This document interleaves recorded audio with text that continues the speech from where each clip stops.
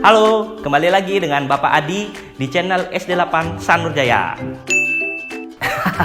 Ya, bagaimana keadaannya semua? Pasti baik-baik saja kan? Kali ini kita akan belajar tentang tema 5, subtema 1, pembelajaran 1. Nah, untuk tujuan video pembelajaran ini adalah yang pertama, kalian akan tahu mengidentifikasi posisi dan peran Indonesia di bidang ekonomi di lingkup ASEAN. Setelah itu, kalian akan bisa membedakan macam-macam magnet secara benar. Setelah itu, kalian akan dapat mengkategorikan jenis-jenis teks formulir.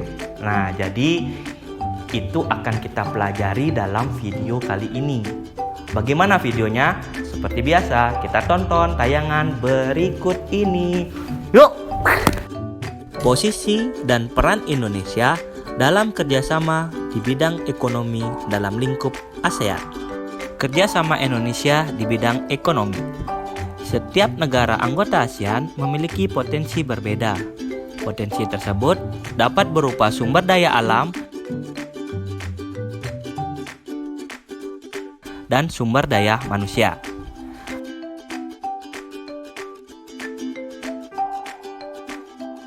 Agar potensi yang dimiliki dapat memberikan pengaruh positif di negara-negara kawasan ASEAN, maka mereka akan melakukan kerjasama.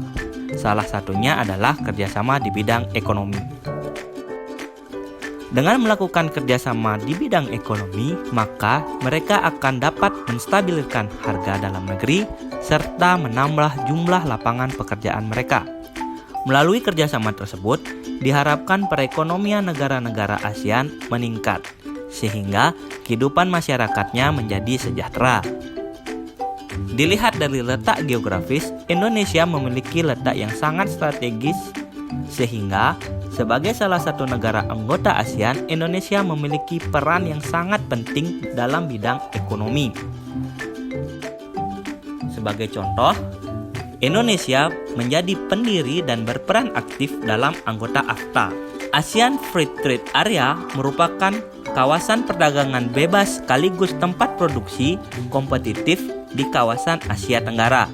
ASEAN Free Trade Area atau AFTA disepakati pada tanggal 28 Januari 1992 saat KTT keempat ASEAN di Singapura.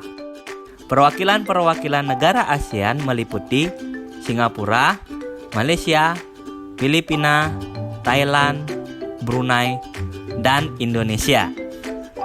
Indonesia di sini sebagai pelopor dan pendiri Organisasi Kerjasama Ekonomi ASEAN. Yang kedua, melakukan perdagangan bilateral dengan beberapa negara ASEAN. Kerjasama bilateral merupakan hubungan kerjasama yang dilakukan oleh dua negara. Indonesia melakukan kerjasama perdagangan bilateral dengan semua negara di ASEAN dengan kesepakatan yang berbeda-beda. Sebagai contoh, Indonesia dan Malaysia melakukan kerjasama bilateral mengenai perburuan dan perbatasan. Contoh yang lainnya adalah Indonesia dengan Singapura mengenai penanaman investasi dan penanaman modal. Yang ketiga, Indonesia mendukung terbentuknya Masyarakat Ekonomi ASEAN atau yang disingkat dengan MEA. Indonesia merupakan salah satu negara yang mendukung terbentuknya Masyarakat Ekonomi ASEAN. Pembentukan Masyarakat ASEAN dilatar belakangi dengan adanya pengaruh negatif krisis ekonomi terhadap negara-negara anggota ASEAN pada tahun 1997. Pembentukan MEA juga dilatar belakangi isu global yang mengganggu stabilitas di kawasan Asia, seperti terorisme, perdagangan narkotika, kejahatan lintas batas, dan kelestarian lingkungan hidup. Dengan latar belakang tersebut, pada ASEAN ke-9 di Bali, negara anggota ASEAN menyetujui pembentukan Masyarakat Ekonomi ASEAN atau MEA. Kerjasama Indonesia di bidang ekonomi di kawasan Asia Tenggara masih banyak yang lainnya. Kalian dapat mencarinya di internet atau di surat-surat kabar. Nah, demikian tadi tentang posisi atau peran Indonesia di bidang ekonomi dalam ruang lingkup ASEAN. Sekarang kita akan mempelajari tentang magnet. Pasti kalian tahu kan magnet? Nah, untuk selengkapnya kita akan lihat tayangan video berikut ini. Pernahkah kalian melihat cenderamata seperti ini? Ya, cenderamata ini terbuat dari magnet. Ada yang tahu apa itu magnet? Magnet adalah suatu kemampuan sebuah benda untuk menarik sebuah benda-benda yang lain yang ada di sekitarnya. Magnet dapat dibuat dari sebuah bahan, besi, baja, dan campuran logam lainnya. Magnet tidak dapat menarik benda-benda yang terbuat dari kayu, tanah, plastik, karet, kain, kaca, dan yang lain. Istilah magnet berasal dari kata Magnesia, yaitu nama sebuah daerah di Asia. Di zaman dahulu, magnet digunakan sebagai petunjuk arah atau kompas. Sejak diketahui sifat-sifatnya, magnet dimanfaatkan manusia dalam berbagai keperluan. Selain kompas, benda-benda yang menggunakan magnet antara lain dinamo, speaker, mikrofon, televisi, radio, dan yang lain. Berdasarkan bentuknya, magnet dapat dikelompokkan sebagai berikut. Yang pertama, magnet batang. Magnet ini berbentuk menyerupai batang atau balok. Yang kedua, magnet silinder. Magnet ini berbentuk seperti tabung yang panjang. Yang ketiga, magnet jarum. Magnet ini berbentuk seperti jarum yang biasa dilihat pada kompas. Yang keempat, ada magnet U. Magnet ini berbentuk seperti huruf U. Yang kelima, ada magnet ladang. Magnet ini membentuk seperti tapal kuda atau yang sering disebut ladam. Yang keenam, ada magnet cincin. Magnet ini berbentuk bulat dan di tengahnya lubang seperti cincin. Yang terakhir, magnet keping. Magnet ini berbentuk seperti kepingan logam. Pada magnet, terdapat tempat-tempat yang mempunyai sifat kemagnetan yang sangat kuat. Tempat tersebut dinamakan kutub-kutub magnet. Kutub magnet ada dua, yaitu kutub utara dan kutub selatan. Kutub utara magnet sering ditulis dengan huruf U dan kutub selatan sering ditulis S. Kutub magnet terletak di ujung-ujung magnet tersebut. Kedua kutub magnet mempunyai sifat yang spesifik. Kutub yang berbeda dari dua magnet, jika didekatkan, ia akan tarik-menarik. Sedangkan kutub yang sama dari dua magnet, jika didekatkan, akan tolak-menolak. Nah, tadi kalian sudah mempelajari tentang magnet.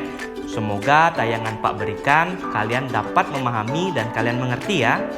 Selanjutnya kita akan mempelajari tentang mengkoordinasikan jenis-jenis teks formulir. Bagaimana itu teks formulir? Yuk saksikan videonya. Isi dan struktur teks formulir. Formulir adalah lembar isian tentang data pribadi atau identitas seseorang. Data yang harus ditulis dalam formulir yaitu nama, tempat dan tanggal lahir, alamat, serta pekerjaan. Selain itu, masih ada data lain yang perlu diisikan. Data tersebut disesuaikan dengan kepentingan formulir. Pengisian formulir dimaksudkan untuk memberikan informasi kepada pihak yang membutuhkan. Informasi ini dapat dijadikan rujukan untuk sebuah keperluan. Dalam kehidupan sehari-hari, kita sering menemukan beberapa jenis formulir. Beberapa di antaranya adalah sebagai berikut. Yang pertama, formulir pendaftaran. Formulir ini digunakan pada saat akan mendaftar pada suatu kegiatan. Isian dari formulir ini berupa nama, tanggal lahir, alamat, telepon, dan yang lain. Yang kedua, formulir slip tabungan. Formulir ini digunakan pada saat akan memasukkan uang tabungan maupun penarikan tabungan. Isi formulir berupa rincian biodata ditambah nomor rekening, jumlah setoran, serta tanda tangan dari teller bank. Yang ketiga adalah formulir anggota. Formulir ini biasanya berupa biodata singkat, tanda tangan pemilik, dan pernyataan kesediaan menjadi sebuah anggota. Yang keempat, formulir daftar riwayat hidup atau CV. Seperti namanya, formulir ini isiannya berupa riwayat pendidikan, riwayat pekerjaan, pengalaman sebelumnya, serta karya yang telah ia berhasil temukan. Formulir isian kartu atau wesel pos. Formulir ini biasanya berupa kolom isian biodata singkat dan alamat tujuan pos serta nama pengirim dan nama penerima. Nah, demikian pembelajaran kali ini subtema 1 pembelajaran 1 dari tema wirausaha. Semoga informasi-informasi yang Bapak berikan mampu kalian cerna dan mampu kalian pahami semuanya. Ini hanya sebagai alat bantu kalian belajar saja ya. Nah, selanjutnya selamat belajar ya. Semoga tetap sukses. Dadah.